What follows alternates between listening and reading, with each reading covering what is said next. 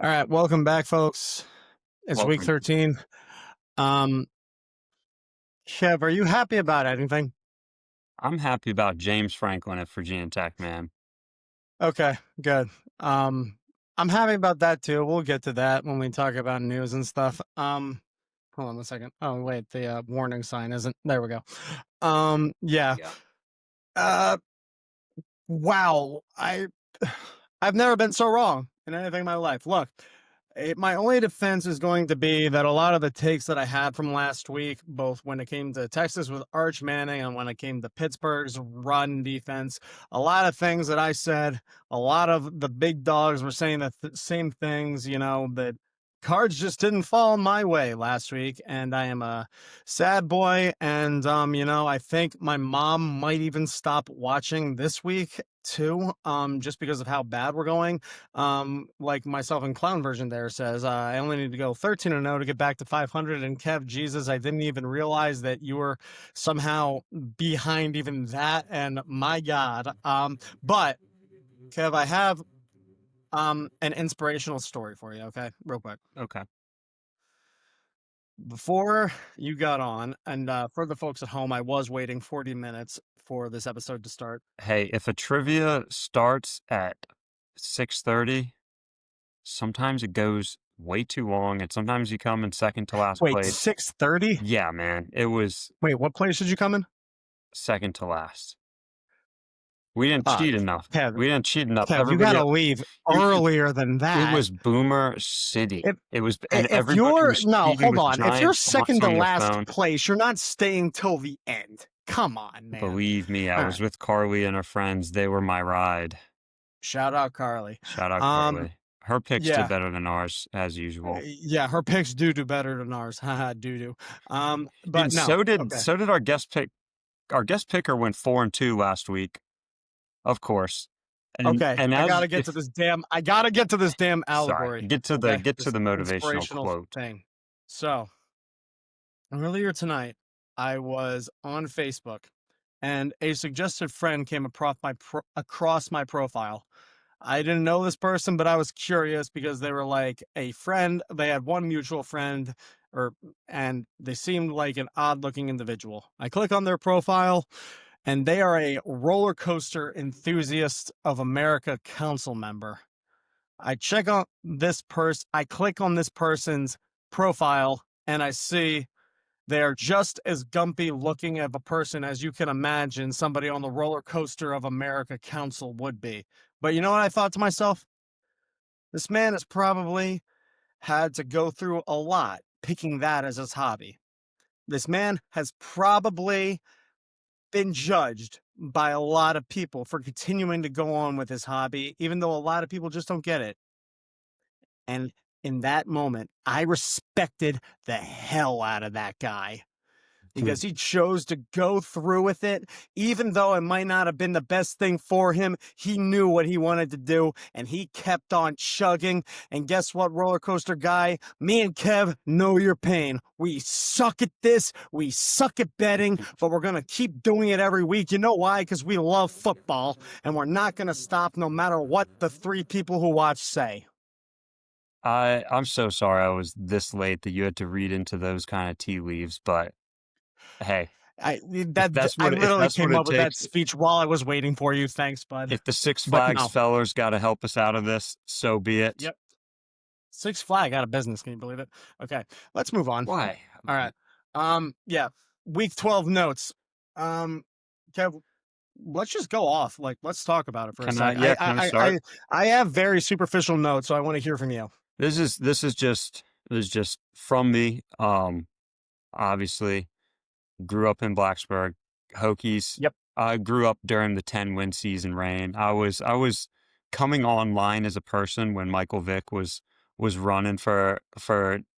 91 yards on that play When he was against at that Boston College Heisman when he candidate. led Yep. that drive in Morgantown to seal the game. And this is one where I think James Franklin just like that. Here's one little tidbit of information that I have that I think Hit me. does kind of go a long way.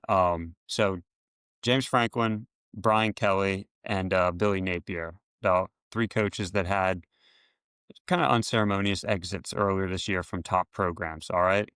LSU, since Brian Kelly was fired, they've had one decommit from the next class. Billy Napier, since he was fired, Florida has had zero decommits from their upcoming recruitment class. James Franklin, since he was let go, Penn State has lost 17. Yeah, you know this. Yeah, 17 recruits from their upcoming class. I think James Franklin is what I've heard is Fuente, and I'm kind of copying off the tech sideline notes. So shout out to them. I do really enjoy the material they put out. But Justin Fuente, he was supposed to be the offensive guru. Brent Pry was supposed to be the culture hire. Mm. James Franklin is the personality, like the cult of personality, the type of coach that we need that could potentially get us to competitiveness in the ACC because it's Yep. not that hard to do It's not. as No. early as next year. And I think this weekend, Hokies are hosting Miami. Win or lose, there's going to be a lot of recruits there, and I think the fan base is going to be out in full force.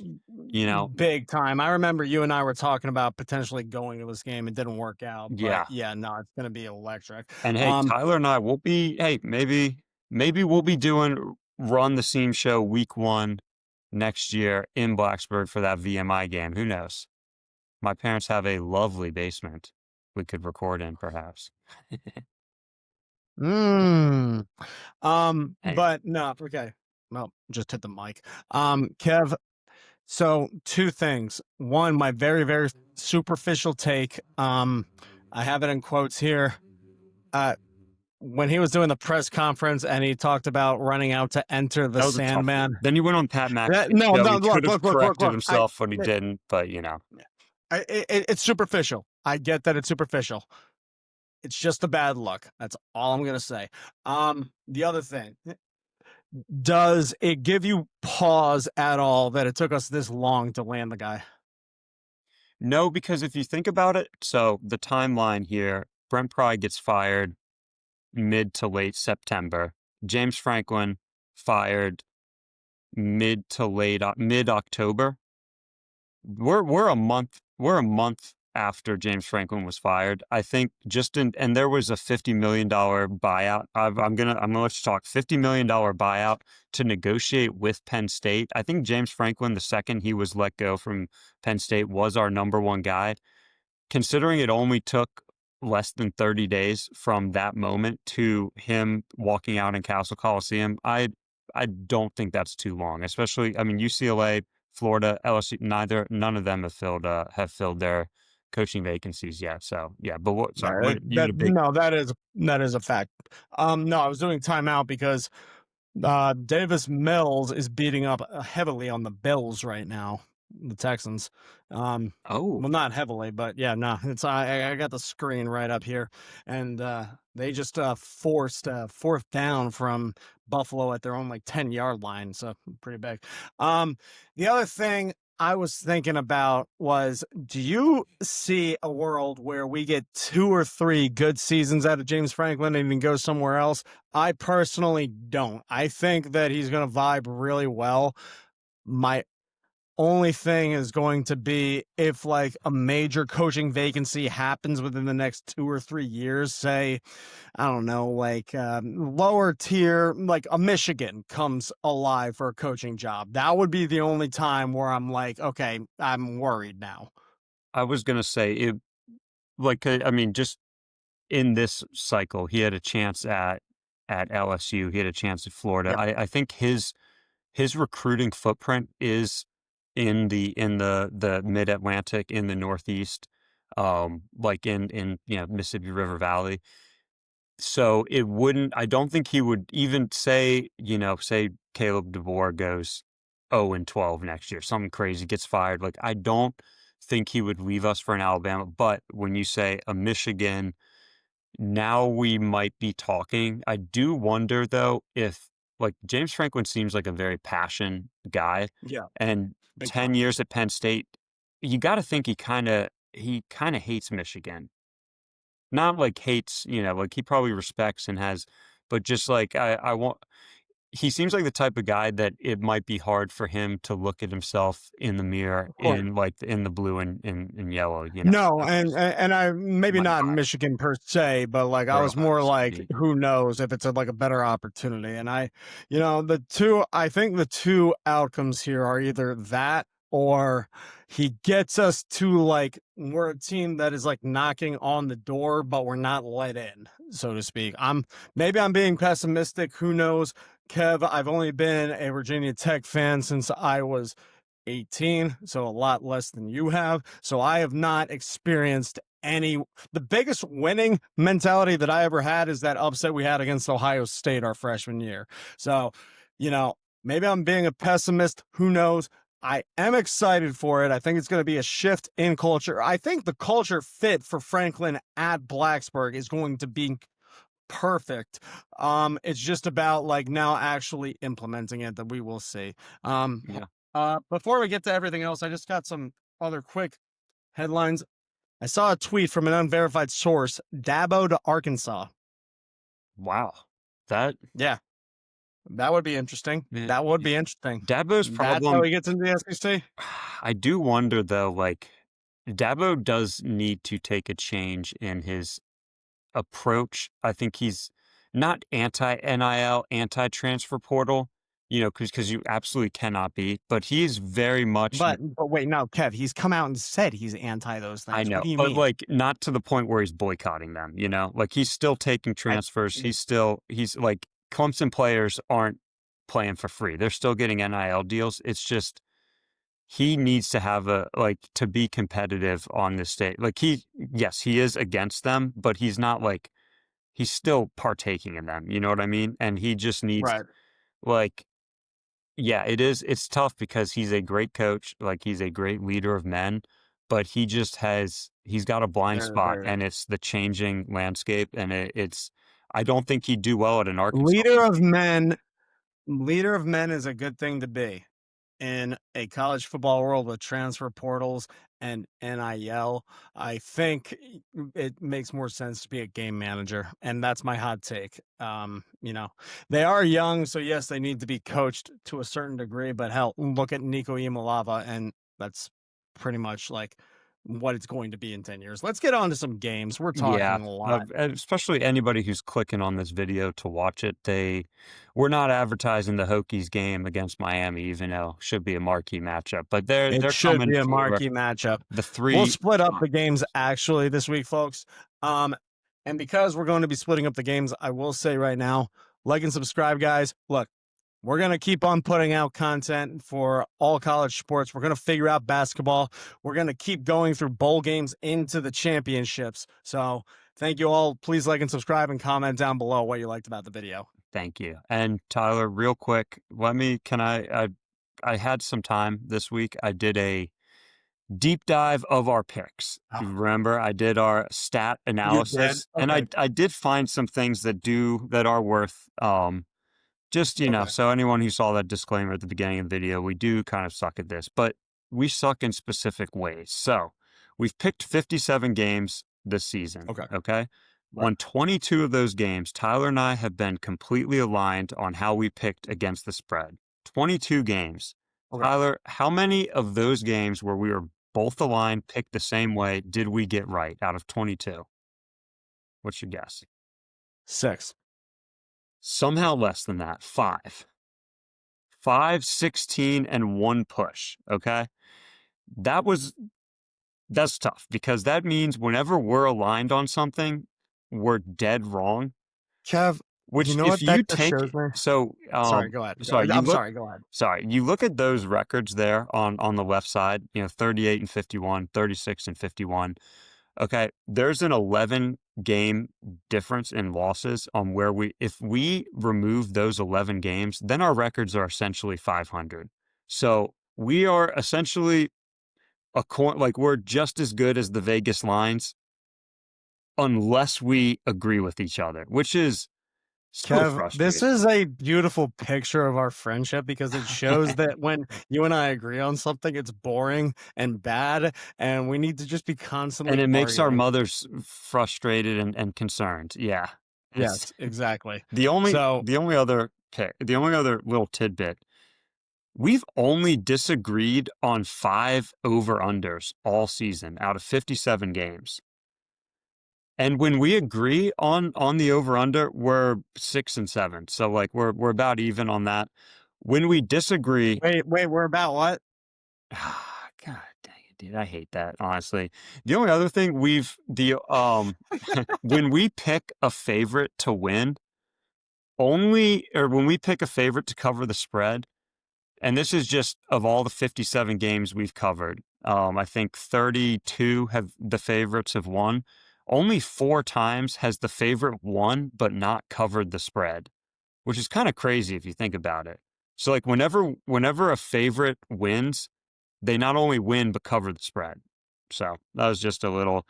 The only other thing, when we disagree on against the spread, there's been 20 times out of 57 games where we've disagreed on against the spread. I've been right 11 times. You've been right 9 times. Of my 11 times, 9 of those have been underdog picks. So if we disagree and I have the underdog, maybe we go for that. If we disagree and you have the home team, let's go for that. So that's those are just kind of like I said. You did deep analytics of the deep analytics, and I love Yeah, it. Oh my god. All and I right. don't think it's going to Let's help us whatsoever. But just for the fans to know. and I also wanted to say, folks, I picked the exact opposite of what I was thinking for everything this week. So you're not gonna, yeah, no, it's a strategy I'm trying. You're gonna hear me give a lot of stats against my picks, but you'll find out. Oh, yeah, Kev, Oh, you go monologue. sorry, I had to. And again, Carly. 4 How? and 1. Honestly, I could have made some good money because I knew she wasn't gonna be right about the main event. You know, the other ones was kind of a cool if I'd just done that 4-fight parlay, like, she would have been spot on there. It's crazy. The what UFC 322 showed us, and then we'll go right on after this, is just because there's 2 of the highest level fights that the UFC could make, doesn't mean they're gonna be interesting fights.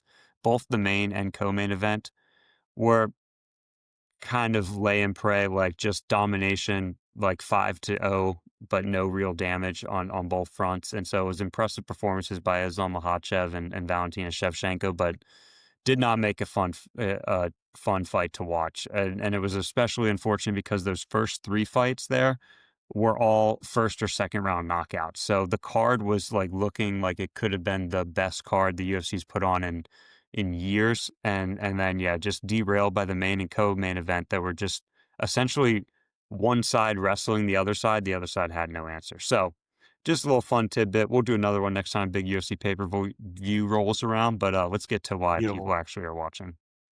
Beautiful. All right.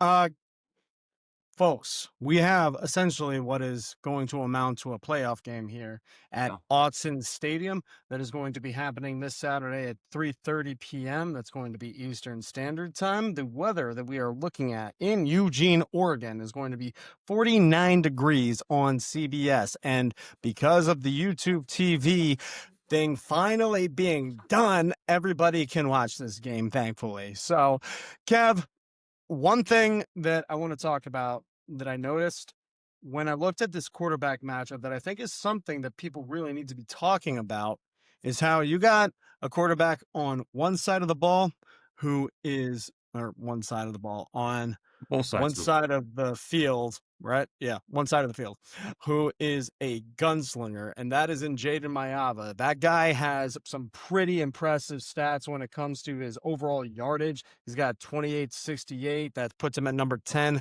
And then he's also got yards per attempt at 9.5, puts him at number 2 in the country. Now let's talk about our friend, Mr. Dante Moore. Mhm. He's not a gunslinger, but he is a sniper. Kevin's preoccupied. So his touchdown percentage and passes is 8.3%. That puts him at 6. He's also got a completion percentage of 72.8%, putting him at number 4. So we really are going to see like a very different quarterback plays that both seem to be working so far. this season in terms of relative, like just how well their seasons are going. But Kev, from a high level, what do you got on this one? And it so I guess from a very high level, if you take a step back, these are two teams that recently went into Kinnick Stadium, played in the rain, and eked out a win against Iowa. Um, and I think a team can only be better after that. You know, you see how Indiana how they've thrived after they passed that test. And so it is kind of like Oregon played Iowa 2 weeks ago. USC they played Iowa Last last week. week. I think Yep. they relied on. I think they had to score something like 21 straight, not 21, but like 18 or 17 Yeah, straight points to get it. it was Makai Lemon coming alive big Yeah, time. Yeah. and that only can build the confidence. So, like, if I had to go momentum, and Oregon did have a good win against Minnesota, last week. You know, it was close in the first half, and they pulled away like a good team should do. And Minnesota is not a bad team. I think they're like 6-4 right now. So Mhm. that was an impressive win for Oregon It was. yeah, winning, I think by at least 3 scores. So but with that said, USC with the comeback against Iowa, ranked game, now they're traveling into Oregon. Their only loss in the Big 12 was to Illinois on the road by like 2 points, a game they were winning. So like I do think USC has the momentum. Now with that said, the stats do cause some concerns. Yeah. USC, they're number 1 in the country in yards per pass play, 7.3. However, Yep. Oregon is number 2 in the country at opponents' yards per pass play, only 3.9.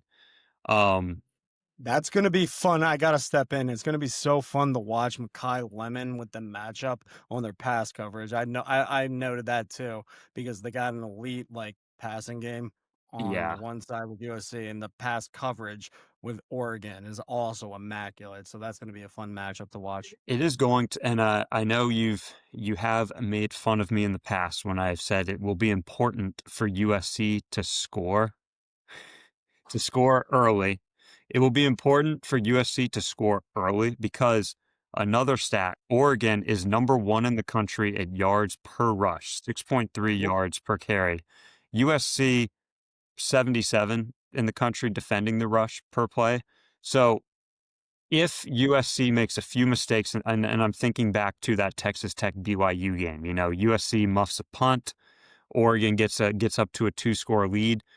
I see them being pretty capable of just pounding it out on the ground and keeping USC within a 2-score reach the entire game. So I think it will be, and it's no, you know, this is not a late breaking, like super insightful prediction, but the team on the road, especially in an environment like Oregon Stadium, they need to keep it competitive close. They don't need to knock them out right away, but like they need to be fighting and earn that respect. It's like in a prize fight. You know, you need to earn the respect of your opponent, especially when it's a team like Oregon with so many weapons, with a quarterback like Dante Moore, with a home crowd advantage like they do have in Eugene. So that's kind of my take. USC's got to come out fast. And hey, I think this is more of a gut pick that I think they will, but Mm. this is also just kind of me. You know, I went back and forth, flipped a coin. The one thing I do feel confident about though is the under. So these two Okay. teams have played a combined 14 conference games. All right, only 3 of them have gone over 59 points. So 11 out of the 14 games they've played have been less than 59 points. I think Okay. if anything, this is a handicap because I could see a scenario where this is Oregon winning 35-10. So I was dead wrong on the spread, but I was right on the over. Yeah. Yep.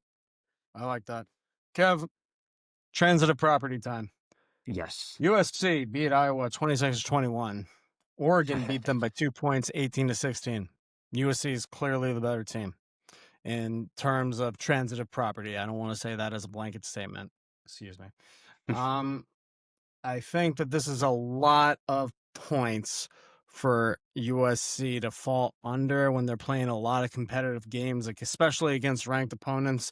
And that's why I know for a fact that Oregon is going to cover the spread and we're going to go over here. Yeah, you know, that's all I could say. really. I think Autzen sorry, keep going. nah, I you know. you tell me. I got it. I'm so sorry. I interrupt you way too many times. It's but No, you don't. when Hey, when hey, we it's pick okay. You have things to say, Kev. when we You have pick things to say. against each other, if I pick the underdog, I'm gonna be right 9 out of 15 times. So Then you're welcome. slight odds. All right. All right, wait, no, hold on. Um, because we are smushing these videos down this week, everybody, I'll be uploading them Friday morning. We're gonna post the individual videos. Again, thank you all. If you are still watching, we appreciate everybody who tunes in. Please like and subscribe if you want to hear more content from us. And even going into the basketball season, please feel free to comment whatever teams you want us to cover. Me and Kev love doing this for free, and we're going to continue to do it for free. Yes, All right. and we're still trying to figure out how we're gonna structure the basketball video. So if you'd like to see We'll it in a figure out. certain way, put that in the Yeah. comments. Say, hey, we'd like you to do a rapid fire pick 20 games, or say we We just draw the line at yeah. full frontal nudity. We draw the line there. Okay. Yeah, I do as Next well. game. Yes. Okay. All right. And folks, we got an ACC game that has. Well, 1 second while I pick up my notes, make sure I Hey, got all the good. right notes. And I do. hey, we're You picking no first. SEC games this week because it just doesn't Yeah. mean more to me as of late. Oh, wait. They have Missouri, Oklahoma this weekend, What's your blind which, pick on that? Missouri. Hey, dude, me too. Even though I know that's going to be wrong, It's going to be wrong, especially yeah, because we agree. So because I wanna pick Oklahoma to ride with them after they just, slapped me upside the head last week after I talked bad with them against Alabama, and, if I did that, they would lose. It's the same thing as with BYU, hey, so but we do have a good ACC we matchup do. here. I We think do this have one. is A lot of, implications, man. A lot of implications well, in the Big Ten championship. Big Ten championship. Yeah, certainly. Wow, not really. No, Jesus. this is like this is the same thing as the USC Oregon game. Essentially, you could consider this a playoff game. Yep. So, you know, fairy tale when So, let say me Pittsburgh ends up being the national champion, that would we'll be know amazing. that they literally had like a seven. Like they essentially won like the NCAA men's tournament to get there because they would have to beat Georgia Tech this week, Miami next week. They'd have to win in the ACC championship game. Then they'd have to go through the college football playoffs. Who knows? Maybe we are at the precipice of Pitt greatness, or maybe Georgia Tech is ready to turn it to the next year and Right. kind of just put their stamp on the ACC this year. So all of our viewers know what the scenarios will be. Georgia Tech wins this, they're going to the ACC championship regardless of what happens against Georgia. Pitt goes into this with a win and SMU loses to Louisville or UVA loses to Virginia Tech. Go ahead. Do you have No, anything I'm or you just just oh yeah. yeah, you're You just just doing your got me thing. a little Yeah, excited. of course. Um then they are going to the ACC championships. All right. The first thing I have noted here is Haynes King is not the problem with Georgia Tech, and I wonder how he's going to react this weekend because it is his final home game of his college career after a very long career that he has had. So that's going to be a pretty epic moment. A little bit emotions going on for our guy down there in Atlanta after having his first 3 seasons at Texas A&M. But look, so right now, Haynes King is playing some bully ball, right? He's a tough kid. They had that one slip up to North Carolina State, which obviously was a look ahead spot for them. But right now, he has 14 rushing touchdowns, which makes it his most rushing touchdowns in his entire 6 years playing as a collegiate quarterback. Granted, most of those times were when he was a backup at Texas A&M, but still counts. One thing that is very impressive about him is how accurate he is. He is a 72.7% completion guy, and that puts him at number 5 in the country. A couple number things that I wanted to point out here. All right. Looking at Boston College versus Georgia Tech. I was about to say Virginia. Jesus. Some things that I saw. early on in the game, there were some holes in that offensive line shown right away, and Haynes King had to adapt. They were not protecting him well, so he had to kind of say, do the Thanos like gauntlet meme. Fine, I'll do it myself. Where he had to adjust his gameplay early on and start making those quick no look passes. They were able to adapt and focus on the run game early on as well, so he made some dynamic play calling. All right. One other thing that I noted was there was a lot of explosive plays that helped the Yellow Jackets early on, both with Malik Rufford and Eric Rivers.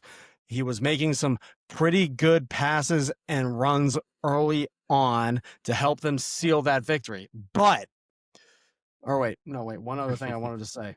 Um, Boston College's player Bond, who is number 11, is now the leader in Boston College receptions, passing Zay Flowers after that game. So, fun little tidbit, some trivia for everybody. Um, the one thing I realized about this Boston College game for Georgia Tech was their run defense just gave up too easily. And that's what ultimately led to that game being a 2-point game. I still liked what I saw from Haynes King being able to adapt to that situation and play gritty ball and still get the victory at the end. I do not think that game being that close was his fault at the end of the day. I think the offensive line and the rush defense just let him down. Okay. If Pitt somehow manages to put pressure on Haynes King early on, just like Boston College did, they do have a shot.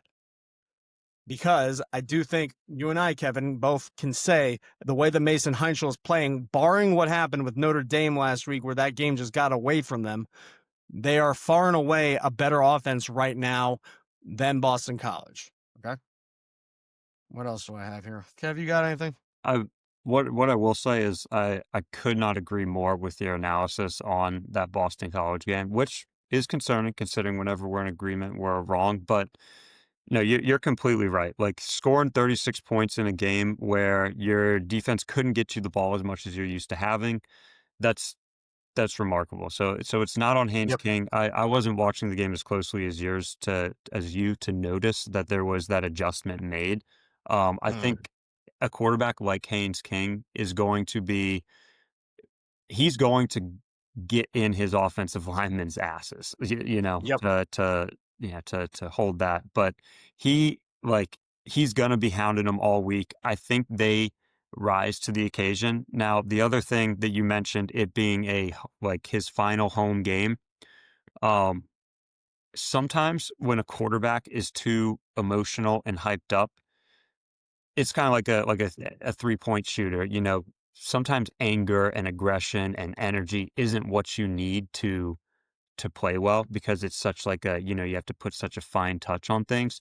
But Haynes King is not a precision passer. He's a backyard football player. He's a tuck it and run and put his shoulder down type player. And for that type of player, the energy that will be coming from the home crowd, just from him, like emanating from himself, is going to be huge, I think, Big time. in this position. I'll go I quickly think on. it's You got something? I got go some. ahead. Go All right. ahead. Go ahead. Just like a few like things I noticed when I was looking at the stats of this game. Um, you know, also couldn't agree more with your take on the Notre Dame Pitt game. They gave up 14 points in a matter of 20 seconds. You can't Yep. do that against a team like Notre Dame and expect to win. It's So I think It's also worth noting, I don't know if you noticed this, but their dynamic running back, Desmond Reed, who's also a short pass catcher, he went out pretty early in that yeah. game. He's got the ankle injury, and he was looking like at the beginning of the game, he could have been a producer all day. Like the matchup with Notre Dame wasn't good, At and the then he end of went they out. should So, never do the college game day game of the week. It should never start at noon. It no. I don't know what it is, but like a team comes out flat. Last week it was BYU against Texas Tech. This week it was Pittsburgh. It's like have all the fanfare, have the coach come in the morning and then do the game at 8 o'clock, 8:30 when it's supposed to happen, if it's truly the game of the week. But the other thing Right. about Pitt, they are a sloppy team that forces their opponents to play sloppy. I'm gonna have to look dead at my notes here for this, but Of course. so let's see.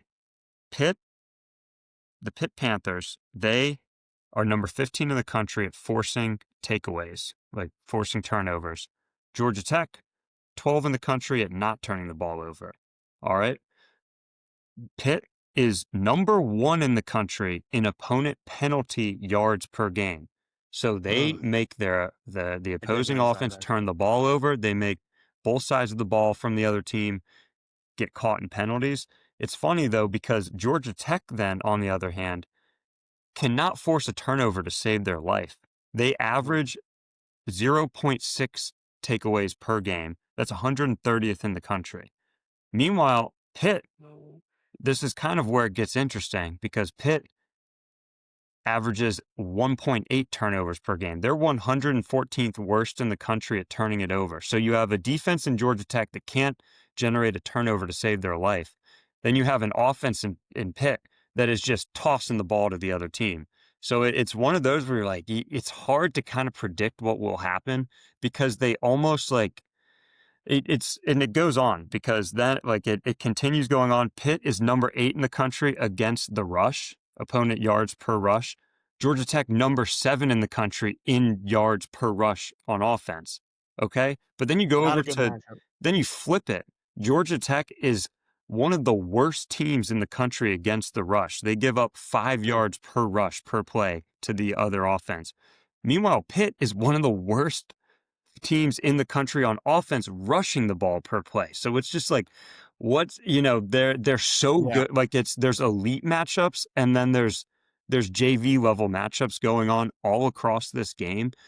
Uh, yeah, what I think it it's beautiful. yeah, I mean it I would say 7 o'clock, that's a very viewable time for most of the country.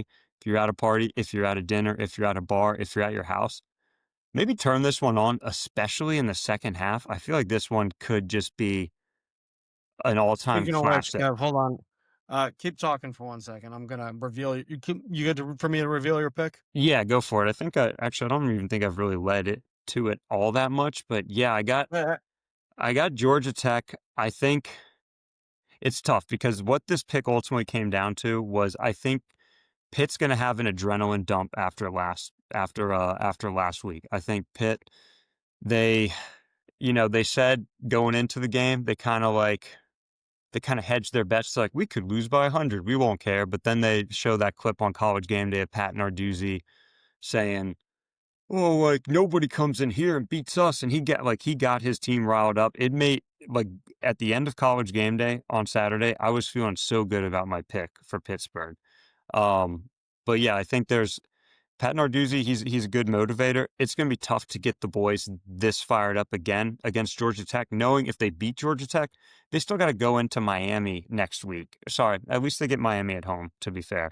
But they still got Miami next week, a Miami team that's going to be pissed coming off a loss to the Hokies. Like, it's going to be hard to get that team ready to play. And I think Georgia Tech's just they're an ambush predator when you come to face. They're undefeated at home. And yeah, because of those stats I mentioned on offense and defense, I see this one being a shootout. Tyler, you got your phone call finished up? yeah, I do. Right. Look, when it comes to this game, I keep on going back to what Pittsburgh said or no, I'm sorry, what Pat Narduzzi said. We can lose this one by a 0, or we can lose this one by 100.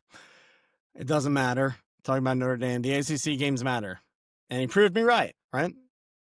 So that leads me to believe my gambling mind is they're going to come out hot.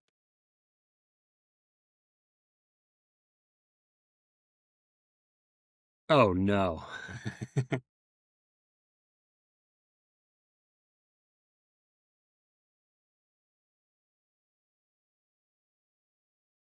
Tyler, did you go on mute real quick? I think you might have muted yourself on accident. Where did I lose you? You said they're coming out hot. It was right after you clicked right after you revealed your answer. Yeah, they're coming out hot here. Everybody and their brother is taking this game to be a high-scoring fest, and everybody and their brother is taking this to be a close game. I'm just gonna pick the opposites, even though I agree with those points. I like what I'm seeing from Georgia Tech. Yeah, this is purely a vibe gut check on me a little bit, and you know what? I have been riding with Georgia Tech all year. Why stop now? So you Okay. seeing something like a 35-14 game or, something where Not a it's blowout, not a but blowout? more than a field goal because I will note, Kev, it is 2.5 now on DraftKings. Alright, well, let me take 2.5. We'll, just in All case they right, end up we'll winning by circle 3. back to it. I'll All take right, 2.5 as and well. folks, if you want to stick around for the rest of the video, please feel free to do so. If you are just tuning in for the Pittsburgh versus Georgia Tech segment, thank you so much. Please remember to like and subscribe. Remember to comment down below what teams you want us to cover. And because the football season is almost ending, that also applies to college ball. One thing I want to note tonight, I was watching Purdue at Memphis. Memphis was actually keeping it pretty close. So, I mean, it got away from them at the end of the last 4 minutes. I think it was like an 11-point victory for Purdue. But still, we're starting to get to that point of the year where there's excitement with college hoops. We want to tackle that head on. So comment however you want us to cover it. Yes. And, And thank you all for watching. yeah, let us know what we got, what you think we got wrong about this analysis. If you think we missed something, if you think we're too focused on something, tell us what we Kevin welcomes criticism. I don't. yeah. Okay. We On need to the next game. criticism. So yes. Next game, baby. You muted yourself again. I don't know how you keep Okay. doing that. Stuff, technology's funky, Hey, Kev. to the All right. people who are just Ladies and tuning in, gentlemen. oh, sorry, to the people who are just Wait, tuning in, I'm doing the intro. Let me do the intro. yeah, Here we go. We got potentially the last Big 12 matchup of the season before we get into the Big 12 championship, and we got number 11 BYU. Them boys are coming into Cincinnati in the Nippert Stadium this Saturday at 8 p.m. We got a night game, or is that on Friday and I'm wrong? Saturday, baby. It's a Unless I Saturday. was wrong. It's a Saturday game. All right. Yeah, it's going to be in Cincinnati, Ohio. Weather 49 degrees. BYU coming off a hot victory where they cooled themselves down against TCU. We also got Cincinnati. Upset loss last week against Arizona. Man, that one was tough to watch. Kev, what do you got on this one? Since it sounds like you just checked the weather, is it still supposed to rain for this game? You can look into that. This game, like, I only got yes, clouds. Okay, so that is nice. Little spoiler alert, I did pick the under because it was supposed to rain, but neither here nor there. The thing about this game, Cincinnati did have it was a tough one to drop to Arizona because they would control their own destiny a lot more right now had they not lost. But say they pick up this win, okay? Now there's only one team in the Big 12 ahead of them win-loss wise. That's Texas Tech, 7-1. The rest of the Big 12 is a slew of 2-loss teams, one of which would be BYU. So obviously, Cincinnati would win the head-to-head there. You have Utah, you have Houston, and you have Arizona State. They would need Utah to lose as well. I think Houston. Yep. I think Houston might have more. No, I just know they would also need Utah to lose because Cincinnati did lose to Utah earlier a few weeks ago, Halloween weekend. So just for those who might see this, and also I believe Cincinnati is no longer ranked 25 after I put these Nope. slides together Monday night. Ah, Um, shit. so, Forgot. but hey, Bearcats 25 in my heart, if I'm being honest, because you guys do have a chance to. Jason Kelsey's alma mater. Yeah. Yeah, my wife loves Taylor Swift, so loves Travis, and by default loves Cincinnati. Also my cousin goes to Cincinnati, so shout out Zoe. Beautiful city. Beautiful city. I've I never love it. been. I think this next actually, dang, I think this year was her senior year, so this was probably my last chance to go to a Cincinnati game. Favorite Ohio City. Favorite Ohio Favorite City. Ohio City. Yeah, I've actually never been to Ohio, but we'll get back to the actual stats here. I do think I had oh yeah, my note about this was that neither team, especially not since like they have no stats that jump out the page as particularly bad or particularly good. Cincinnati gives Yep. up they give up 422 yards a game on offense. That's 109th worst in the country, but they've played some high caliber offenses, so that explains it. That they're not particularly great against the run, which is what BYU is going to have to do. I think the moment was too big for them against Texas Tech, but still Yep. watching that Texas Tech game, BYU's defense was incredibly game. They held Texas Tech to 5 field goals in either the red zone or close enough. So they stood strong. They a goal line stand at the end of the first half. Texas Tech got a touchdown towards the end of the first quarter, but it was only because BYU muffed a punt, set Texas Tech up at about the 20-yard line. It's if it weren't for those mental mistakes and BYU's defense still played as well as they did, that game against Texas Tech is a lot closer. So I think that defense needs to just keep doing what they're doing. They do have a challenging, talented offense on their hands. I guess lining up against from them, but it's going to be on BYU's offense to figure things out. It's going to be on Bear to get things squared away. Kind of like Haynes King needs to go slap his offensive lineman on the butt in the face. Like I think Bear needs to maybe slap himself a little bit, but it's going to be BYU's game to lose on offense. And I'll Yep. let you go.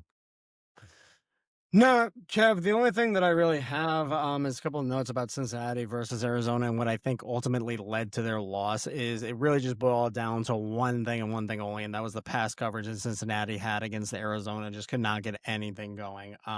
If you do love rushing, this was your game. With in the first 2.5 minutes, there was 2 30+ yard rushes to get scoring plays immediately. It was pretty cool to watch. Run defense was also non-existent on both sides to begin. Cincinnati and Arizona both took advantage of that, and that's why it was just such a rushing game. But as both of the offenses, both of the offenses kind of started to adapt to the game, the one thing that I saw was Cincinnati was not adjusting their zone coverage to work better against Arizona, and they were just getting beat on plays. They just could not get the right guys lined up against the right guys on the right side of the ball. It was you could see them just sort of giving up as the game was going on. I already mentioned the note about Jason Kelsey, which is one of the better stats about this game. But transitive property time, real quick. BYU beat Iowa State 41-27. Cincinnati beat Iowa State 38-30. Right there. BYU is better by 6 points. BYU beat Utah 24-21. Cincinnati lost to Utah 45-14. That makes BYU 34 points better than Cincinnati in that one to make BYU better by Cincinnati by a grand total of 40 points. All right. Looking at some guy on YouTube who was a BYU fan, he claimed that Bear Brockmeyer still has a shot to be a Heisman candidate and he should be being talked about with Julian Sain and Fernando Mendoza. Idiot. That's all I can say about that. These people have the blinders on, and all the stats he was noting were wrong. I would tag the guy, but we already have enough enemies on the internet. One of the first videos I had, mostly on Reddit pages, Kev. Yeah. The first guy that I did see on YouTube talking about it, his grand take was he has a hunch that whoever holds the opposing team out of the red zone will win. Man, that's just as good as my you got to score points to win analysis Right. there. Okay. Yeah. Cincinnati does have a bend don't break team right now. They kind of just go down the field and like they will hold you to force a field goal, and I think that's going to be what happens a lot in this game. So what are some of my actual thoughts? Cincinnati just ain't clutch like BYU and Texas Tech this year. They just aren't. Like I'm sorry. You got the two losses that are pretty bad and you're keeping it closer in games that you shouldn't be. BYU will probably destroy them just based on the transitive property. And as I was looking at the Iowa State thing, Kev, remember when at the beginning of the season when we were talking about Iowa State as a potential to win the Big 12? How Yeah, long ago does that feel, man? That it is a was different lifetime. it was tough. I mean, yes, that was a long time ago for me and you, and that was, I believe, a 4-game losing streak for Yep. Iowa State separating because they did That look being good. I mean, said, yeah, but I was gonna say 2 things. Iowa State looked like a team that could have made a title push 10 years ago, but offenses are just too they have a solid defense and they have an offense that can score 21 points. That's not enough to win today. The other thing, there was one last one you messed up on the, transitive property there, another common opponent. It's on the screen. So Cincinnati lost to Arizona 30-24. BYU beat them 33-27 oh, in I double missed overtime. Arizona. Well, no, no, no. I didn't mess it up. I missed it. Sorry, yeah, I should have been more clear there. I do You want to should have. look real quick because Cincinnati, they lost on the road at Utah. They did Right. actually. I just answered my question because they lost to Arizona at home. I'm pretty sure. I was trying to check if their Nebraska loss at the beginning of the season was home, away, or neutral. Yeah, but I don't think they had. I don't think they both had Nebraska though, so it doesn't matter. Well, so I was just kind of wondering how Cincinnati plays at home. That's actually I didn't Yeah, they realize. lost 20-17. Yeah, yeah, but it was at Arrowhead Stadium. That's interesting. So they've only Oh yeah, lost that's once at right, home. because It that was the was game last that week. Dylan Raiola. Yeah. Yeah, it was last week. So that kind of defeats. There was a part of me that's like, hey, maybe Cincinnati's undefeated at home. Maybe they got a decent crowd advantage. The one other stat I'll read off maybe while you reveal my pick, but Cincinnati has an issue with penalties per game. I believe they rank 69 point, or sorry, they rank 100th plus in every penalties per play, penalties per game, penalty yards per game, penalty yards per penalty. Hmm. Um, so that's a tough one. It's gonna be tough for them to oh wow, okay. So you do have, after I said that, we're just going opposite here. I guess, Yeah, no, all of me is screaming to take the same thing you did. and that's why you went the other way. So that's, Yep. I gotta say, Yep. I texted you to change my pick. Did I switch it to the over? Was that, or I did I mean to thought switch you it to the did. under? You talk for a sec. I'm just gonna fact Okay, check yeah, you. figure out if I got it wrong. Yeah, I like BYU to win this game by so much. It hurts Cincinnati, which is why I'm going to pick Cincinnati. And the one thing logically that I can find to back myself up on that is I think that Brandon Sorsby is just a better quarterback who's going to be able to find some way here to make a good play at Nippert Stadium there in Cincinnati and probably throw the Big 12 into turmoil. I want to see what it looks like because me personally, whether it's just what the vibe is that I've gotten watching BYU play this season and compare them to the other teams on the CFP rankings, I don't think they belong in the CFP. That's just me personally. I know that might be a little harsh, but I don't think they line up well with other teams that are ranked higher. And I think that there's room for other teams that are below them to make it in. So yeah, that's my take right there. Again, do I think it's going to hit? No. You see my confidence as I'm in debt right now with my gambling career. So who knows? But my official pick is Cincinnati. Lock it. I will Kev, say, was I? What did um, you pick for the under? I did say to correct me to the under, but now that I know it's not going to rain, I think let's just make things easy especially for when in 2 weeks, I'm trying to come back and log our picks. But for Tyler's mom out there, I Yeah. feel like you made some money a couple weeks ago, so I don't think you're too bad in the red.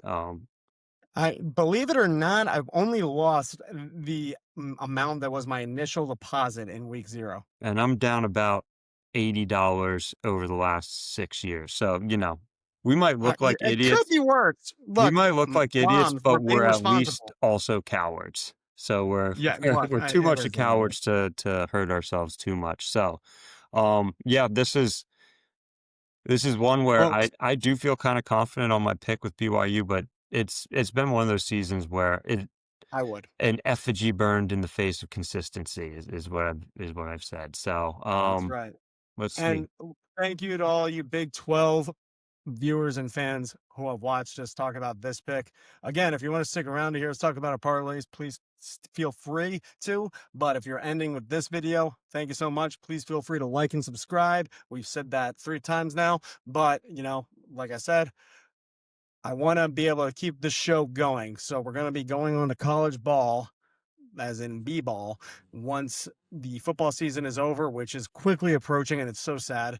But that being said, we want to do this with you guys. And also, if anybody out there wants to get in our March Madness pool that we do every year, you can also comment that as well. We want to make this a community-driven event, and we love you guys commenting on it. We love all the participation, and we love hearing from you Dude, guys. we So please love like, guest subscribe. pickers too. So if you What's that? we love guest pickers. So like, We if love guest pickers, put it, and they're always better than us. yeah. They're So always better than us. we'll take a shot on sending an email link to a random person who comments on YouTube, and we'll let them join our show. Yeah. It's not live, so we It's can gonna be always just it's gonna delete end it. horribly, but we'll Yeah, do it. yeah. We can always just All right. delete it later. But yeah, thank Yeah. you all. All So right. recap We don't there. Kev, do you got anything to say? I'm just looking real quick. So we Oh were yeah, tell me if I did something wrong again, please. No, I'm just saying, so we're complete opposites on 5 out of 6 picks. It seems like if you're a Pittsburgh Panthers fan, you got to be happy right now, because the only thing we Yep. agreed on was Georgia Tech covering, and Again, if the good Lord only knows how bad that is for Georgia Tech. that's right. Kev, did you have a seizure when making these picks this week? I went with a different approach. You see, on DraftKings, you can do the alternate spread, and you can just slide that thing as far as it'll go and just do that Do a I see bunch. Michigan State plus 28.5 on there? Because that's and if you put all 8 of those together, you'll end There's up only with 5 picks. What? No, read it. There's 8 Oh, picks on there. I just used the same line. It's 2 picks per line, brother. Jesus. Yeah, so I mean, look, these are picks I feel pretty confident about. Also, that's not Minnesota plus 175. That's Minnesota plus 17. That would be great. Oh, I'm I dead. don't think you could get it at -7, but I mean -760. Like they're Kev, giving that money away yours for might be free. the only pick I actually bet this weekend.